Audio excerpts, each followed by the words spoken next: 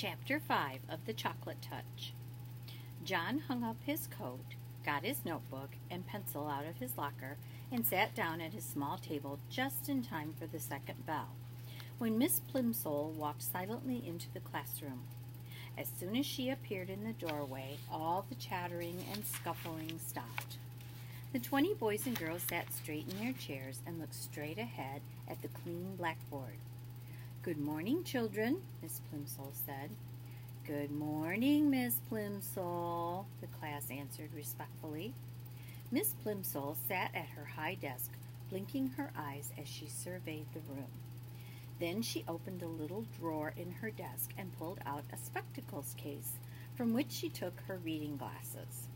She removed her long-distance glasses, put on her short-distance glasses, snapped shut the spectacles case, replaced it in the drawer, shut the drawer, tilted her head forward so that she could look over the glasses on her nose, and said, "This morning, children, we are going to have an important test." There were some groans and a few oohs and ahs. Miss Plimsoll lifted up one of her hands and silence was restored instantly. "No complaining, please," she said sternly.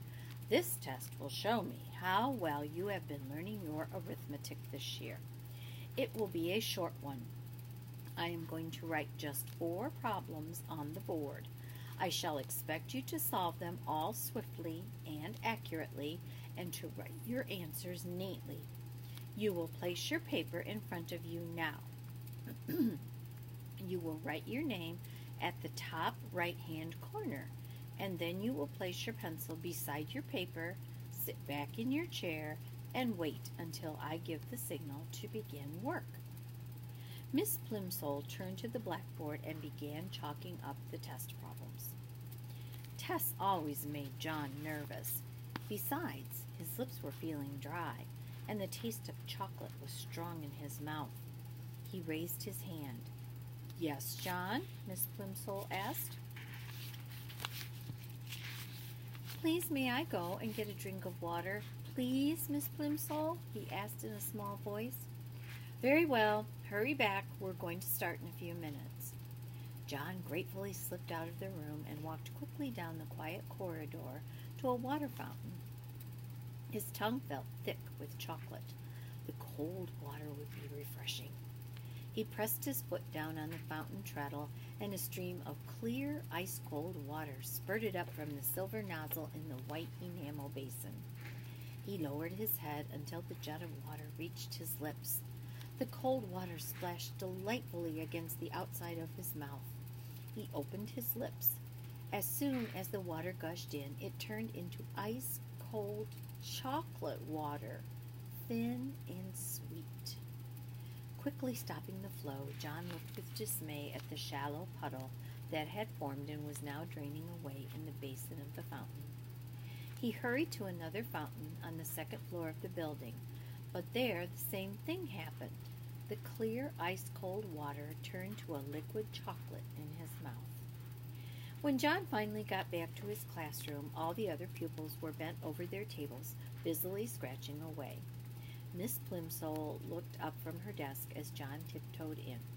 She looked at the clock on the wall, looked back at him, and wagged her finger reprovingly. John began on the first of the 4 problems, but he was so worried about the chocolate water that he couldn't keep his mind on his work.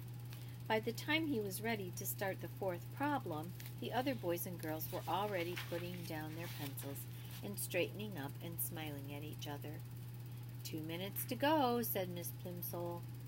Concentrating hard, John took the end of his pencil between his teeth and began to nibble it. It immediately turned to chocolate. Then he noticed an even more disturbing change. Although he had taken the pencil out of his mouth as soon as the first piece of chocolate had crumbled off, the pencil was continuing to change to chocolate. The chocolate was slowly but steadily moving down the pencil, replacing the wood and the lead inside, changing it into a chocolate pencil before John's very eyes. The magic, for now John knew that his power must be magic, was apparently getting stronger. By the time the whole pencil had changed from red, yellow, and black to dark brown, Miss Plimsoll was announcing that only a few seconds remained in which to write down the final answer. "Just a minute," John pleaded. "Shh," Miss Plimsoll cautioned him, holding a finger up to her mouth. "Shh," chorused the slow workers, who were becoming almost as excited as John. But John felt worst of all.